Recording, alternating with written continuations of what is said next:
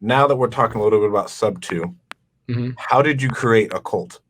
Talk to me about how you created the cult. Same thing, bro. Same thing as what we're talking about before, giving, right? So here's what ultimately happened. So I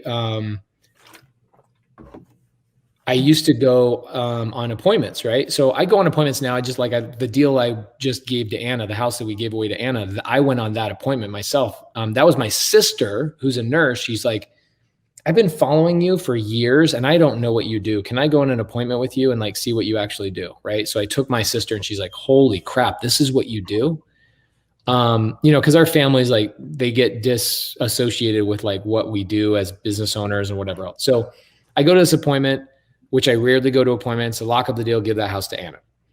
But now the only appointments I go on are like, seller is confused by taxes. Seller is confused by this. Hey, we need a really unique structure. Let's bring in the big guns, right? Let's bring in Pace.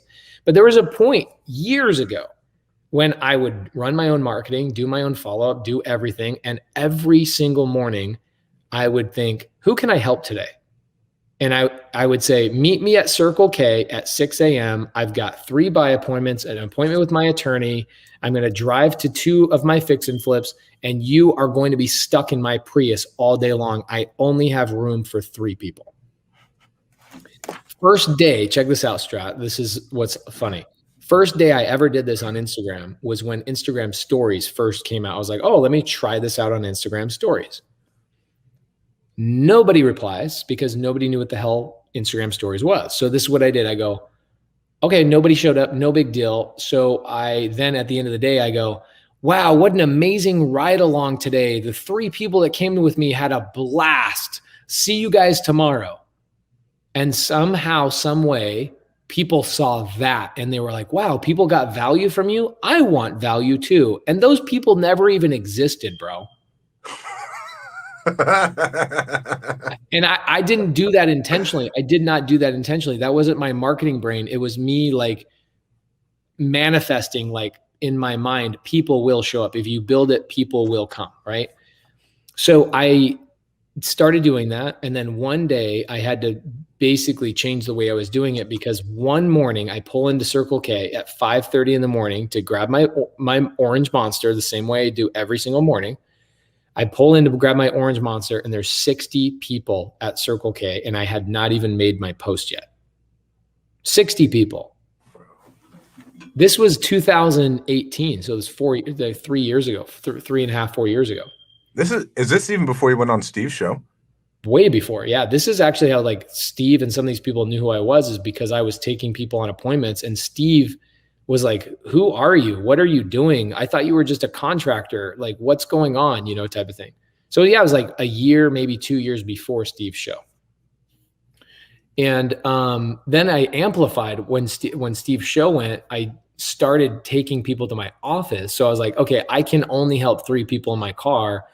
Let me start taking people to my office. So we bought a 20-foot whiteboard, one piece, 20 feet. It took like 7 guys to carry this whiteboard in because it's like a magnetized, badass whiteboard. It took up our entire hallway, 20 feet. And I found myself just going 8-9 hours every day with like 15, 20 people. And then all of a sudden, Cody Sperber's entire company shows up one day. 20 people from his company show up and they were like, keep going. Keep going. Don't let us interrupt. Keep going, keep going, keep going. I was like, wow. People are getting a ton of value. And so locally, I built a name that I was just like nonstop. I'm not going to coach. I'm not a coach. I wasn't anti-coach, but I was just like, I'm not a coach. I don't know how to coach. I don't know how to articulate. I'm just a guy doing deals. And I think that just multiplied to a point where I had no control over it. You know what I'm saying? Then Brent Daniels pulls me to the side. And he says, you are the biggest dumbass. And I was like, why is that? And he says, because I've been watching you do this for years. And you've become the guy in town that like everybody goes to get help because you truly will take your entire day and help that one person, bro. Right. To help one person if I had to. Right. And so, and I know you're the same way, right? Like there's people. I am nowhere near the way you are, where you talked to me on the phone for an hour and a half about some nonsense property. Like we still ended up buying it, but like I knew everything you had going on. I tried to hop off the phone You're like, hold up, hold up, hold up. I'm like, bro, you This need is to know this. right. Need to know this to where I need to work so much more on it because you're the most giving person in the aspect that I know. Well, there's an equation there, and I didn't know the equation. I'll tell you the equation here in a little bit. So Brent Daniels says, you're dumb. You need to stop doing what you're doing. I was like, Brent, this is who I naturally am. I can't stop this.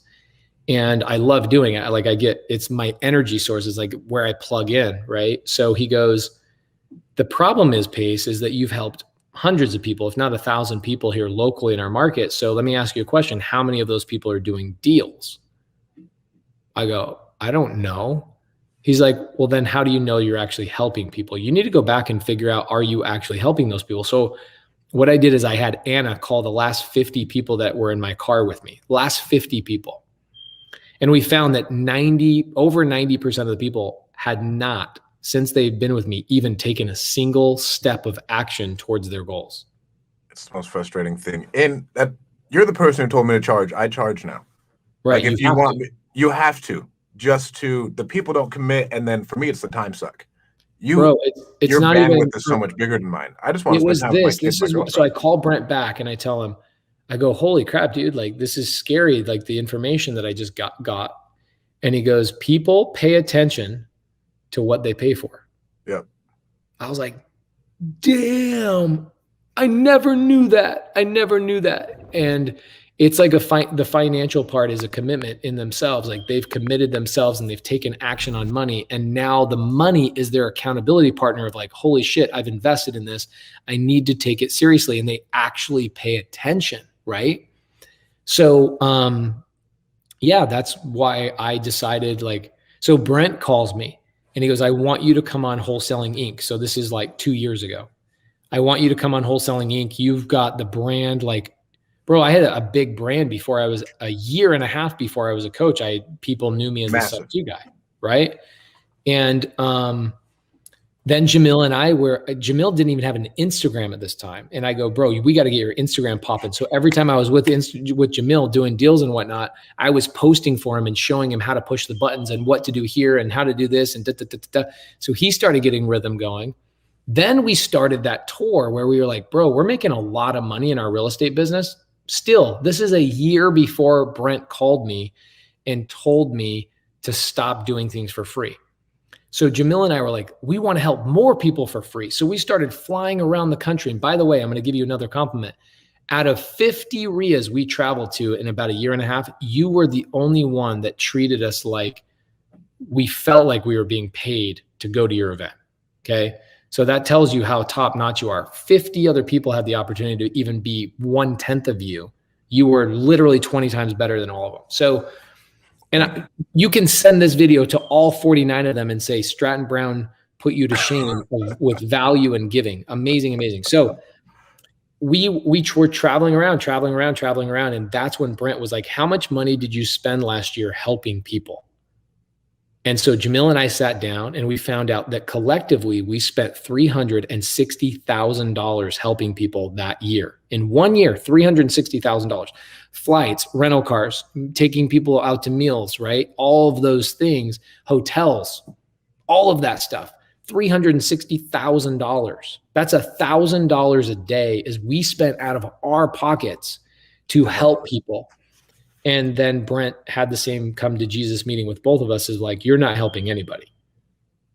You think you're helping people, but you're not. And this is why people charge. And I was like, bullshit, that's not right. We went back, I found the math, and it's right. Like 95% of people that never pay for anything, never commit. They have a commitment problem, not a money problem. They have a commitment problem. And if you are only helping people that have a commitment problem, you will never help anybody. And he's like, you either A, need to start charging people, or B, you need to be a commitment coach and only teach people how to commit to doing something. Are you a commitment coach? I go, no. And he goes, okay, let the money be the commitment coach and then use that as the filter. Are these people truly ready? And I think because, going back to your question, because we spent years and years and years giving true value to people, if anybody in this industry says, oh, is Pace a legit guy? And you ever hear somebody say something negative about me, you will have 25 people go, that person who just spoke negatively about Pace is a piece of shit. Right. Fuck you. Fuck that guy. That's exactly it. And so my reputation protects me against haters, because haters will inevitably, and you deal with it too, I guarantee it. You will deal with haters who just found you or just saw your podcast or heard something you said about X, Y, and Z or blah, blah, blah, blah, blah. Your fans, your audience who you provide and over deliver value for are the people who will protect you. I never have to reply to comments that are negative, because my audience will, because I've given them, if they pay me $5, I've given them $10,000 for that $5 of that charge. So anyway, the cult comes from the fact that I look at it and I go, how do I pay you 20 times? How do I give you 20 times the value? And the other thing is, how do I continually do it years after you paid me, right?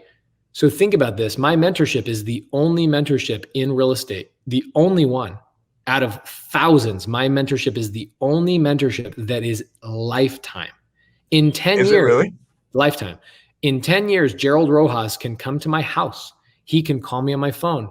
Well, first off, he's my friend, first and foremost. But any of my students can go, I need a question from Pace, and they come onto one of my 5 Zooms I personally do every single week for my students. Out of those Zooms, those are my 5 personal ones. We have 20 other Zooms being done every single week for our students. Role playing. My team is calling their sellers. Bro, it is literally $1 million of value for my students, and they have all that value for a lifetime. If I'm a coach in 15 years, my students get to come in. This is the coolest thing. I get so hyped about this. The vision of my mentorship was, in 10 years, my students can come in and still come on Zoom with me and get questions and, or ask questions and get answers to situations. Right.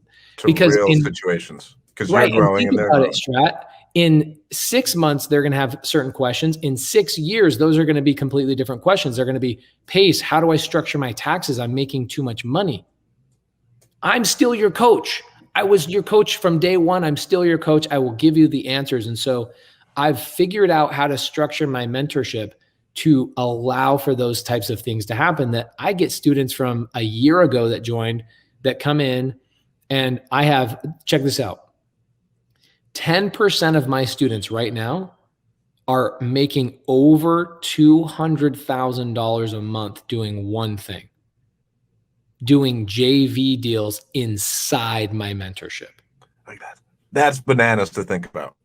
Like, that's a fucking community. That is amazing. That's real. That's a community. And then I prop these people up. I put them I take them out of the desert. I bring them into the oasis. And I tell them, when I do this, I go, I'm going to make you somebody that all the new students can go to get their deals closed and all that kind of stuff. You need to remember that you are in the desert and that this is my oasis. If you ever disrespect my oasis, you will be kicked out of my oasis. And bro, I'm telling you, it attracts the most amazing people. Forget about kicking people out of the oasis. I feel lucky to be in the oasis with some of these guys and girls. And so you amazing. Think about it from a standpoint of what are things people will not do. And those are the things I'm going to focus all my time and energy on.